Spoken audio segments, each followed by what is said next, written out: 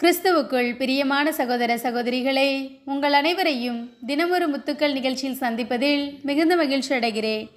திராணிக்கு மேலாக சோதிக்கப்பட விடமாட்டார்.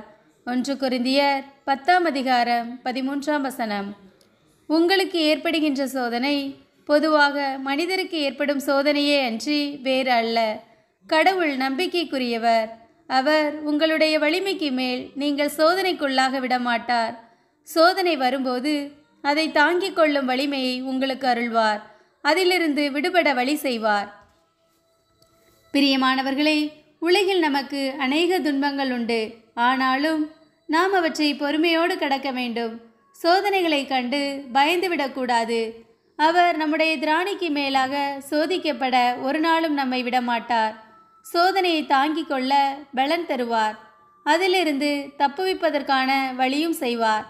நாம் சோதனை வேளையில்தான் இந்த வாக்குத்தத்தத்தை பற்றி கொள்ள வேண்டும். நெருக்கடி வேளையில் நாம் பலவீனமாக உணர்கிறோம். ஆனால் இறைவன் நமக்கு பலன் தருவார். நம்முடைய பலவீனங்களில் இறைவனின் பலன் பூரணமாய் விளங்கும். நெருக்கடி வேளைகளில் அதிலிருந்து தப்புவிப்பதற்கு வழியே இல்லை என்று தோன்றும் போது அவர் நம்மை தப்புவிக்க போதுமானவராய் இருக்கிறார். இறைவனும் பாடுகளின் வழியே கடந்து வந்தார். நாமும் நமக்கு நேரிடுகிற சோதனைகளை பொறுமையோடு சகிக்க வேண்டும். அவர் நம்முடைய திராணிக்கு மேலாக சோதிக்கப்பட ஒரு நாளும் விடமாட்டார். நம்மை பாதுகாப்பார், தப்புவிப்பார், எல்லாவற்றையும் கடக்க பலன் தருவார். நாமும் அந்த விசுவாசத்தோடு ஒவ்வொரு நாளையும் எதிர்கொள்வோம்.